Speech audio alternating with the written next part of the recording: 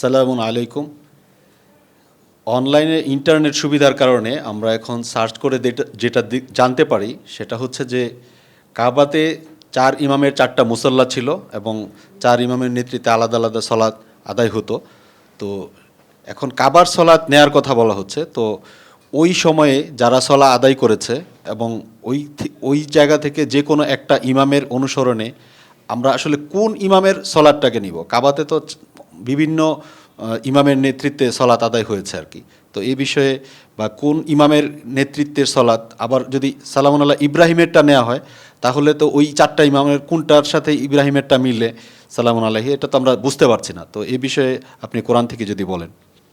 السلام عليكم طبتم مباركة طيبة ربي أعوذ بك من همسات الشياطين وأعوذ بك ربي أن يحضرون بسم الله الرحمن الرحيم الحمد لله وسلام على عباده الذين اصطفى ربي زدني علما সম্মানিত শ্রোতা ভাই বোনেরা, এই পর্যায়ে আমাদের কাছে যে প্রশ্নটি এসেছে তা হচ্ছে যে বিভিন্ন ইতিহাস থেকে জানা যায় প্রচলিত এবং সৌদি আরবের যে ওয়েবসাইট রয়েছে সেগুলো যদি আপনারা সার্চ করেন তো দেখা যায় যে কাবাতে একসময় বিভিন্ন পদ্ধতির বিভিন্ন মাযহাবের সলাৎ একই সাথে দাঁড় করা হয়েছিল। বলা হয় চারদিকে 4টা মুসাল্লা বা সৌদের জায়গা ছিল।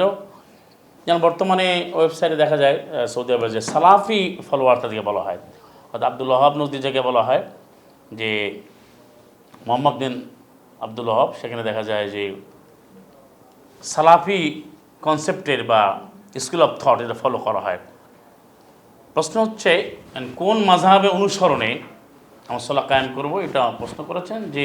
যেহেতু আবার বলা হলো যে কাবার নিয়মে সলা করতে হবে, তাহলে কাবার তো অনেক নিয়ম হয়, তা কোন নিয়মে করবে? এটার উত্তর হচ্ছে, প্রথম হচ্ছে যে সরাসরি আপনি কোরআনে প্রবেশ করতে হবে। সাল্লাল্লাহু আলাইহি মুহাম্মদুল্লাহ আদেশ করেছেন তুমি কোরআন অনুসরণ করো, ফাত্তাবে কোরআনা, কোরআন অনুসরণ করো, যেটা 17, 18, 75 এবং কোরআনই অনুসরণ করো ফাত্তাবে ইহু, এই কোরআনই অনুসরণ করো, হাজা কিতাবুন, এই কিতাব, যেটা সূরা আনামের 155। তাহলে প্রথম হচ্ছে যে কোনো মাযহাব, কোনো তরিকা, কোনো ইমামের অনুসরণে সলা কায়েম করা যাবে না।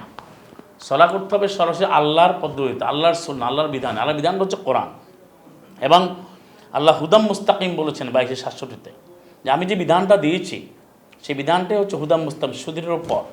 কোরআন হচ্ছে হুদা, আর সেই কোরআনের হেদায়েত অনুসরণে সেই আর বাক্কা কাবা, সেখানে আল্লাহর হেদায়েত অনুযায়ী চলবে। এখন এটা একটা প্রমাণ যে কাবাতে যে আমলগুলো কোনো দলিল নেই, কোরআনের আমলই দলিল। মানে কাবাতে বিভিন্ন সময় ক্ষণে ক্ষণে বছরে বছরে যুগান্তরে অনেক পরিবর্তন ঘটেছে, এবং সেখানে এক এক সময় এক এক ইমামের অনুসরণ ঘটেছে। যখন যে ক্ষমতায়, এবং সেখানে একটা কিংশিপ রয়েছে, কিংডম, রাজত্ব রয়েছে, রাজতন্ত্র রয়েছে, তার অধীনে কিন্তু কাবার ইমামরা পরিচালিত হচ্ছে। সুতরাং কোরআনের অধীনে সবাইকে পরিচালিত হতে হবে, এটা হচ্ছে কোরআনের বিধান। কারণ আল্লাহ বলেছেন অমাল্লাম ইহাকুম বিমা আনজালাল্লাহ ফাউলাইকুমুল কাফিরুন ফাসিকুন জালিমুন, 3টা আয়াত আছে মায়াদা 5-এর 40, 45 এবং 47। আল্লাহ যা নাজিল করেছেন উহা দ্বারা যারা ফয়সালা করেন উহারা এই কাফের ফাসিক জানেন। তাহলে কোরআনের অনুসরণে, নাজিলকৃত বিধানের অনুসরণে করতে হবে, এটা হলো মূল বিষয়।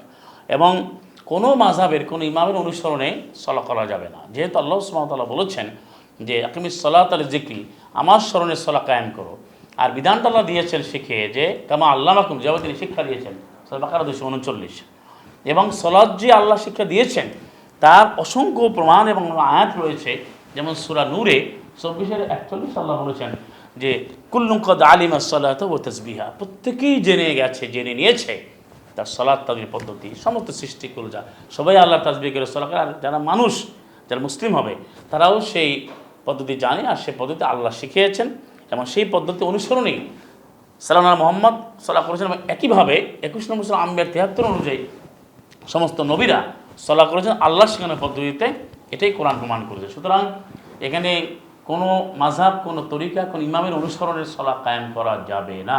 এই জন্য কাবার নিয়মের সলাত আল্লাহ কখনো বলেননি, বরং কোরআনিক বিধানে, আল্লাহর বিধানে, হুকমুল্লাহ, আল্লাহর আইনে, কোরআন মুবিনের অনুসরণে সলাৎ সহ জীবনের প্রতিটি আমল, প্রতিটি বিধান কার্যকর করতে হবে, প্রতিষ্ঠা করতে হবে জীবনের প্রতিটি ক্ষেত্রে, অঙ্গনে প্রাঙ্গনে, সরাসরি কোরআন মুবিন থেকে।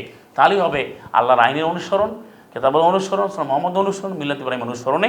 এর বাইরে কারো কোনো মতবাদ, কোনো মাযহাব মানা যাবে না, যেহেতু আল্লাহ নবীকে বলেছেন ইন্নাকা লাআলা হুদাম মুস্তাকিম 22-67 থেকে, তোমার যে বিধান দিয়েছি সেই বিধানটাই মানবে।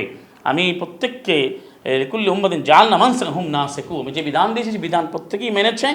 আর তুমি থাকবে, তুমি রয়েছো সুদৃঢ় পথে, সুদৃঢ় হেদায়েতে রয়েছে, আর কোরআনই হেদায়েত। বিষয়টা সুস্পষ্ট, কোরআন ভিত্তিক জীবন গঠন করতে হবে, কোনো ব্যক্তি, কোনো তরিকা, কোনো ইমাম, কোনো স্থানের অনুসরণের নয়, কোরআনের অনুসরণে এই সমস্ত আমলগুলো করতে হবে। এটাই কোরআন বারবার করে বলে দিয়েছে, সেটাই আমাদের বিধান।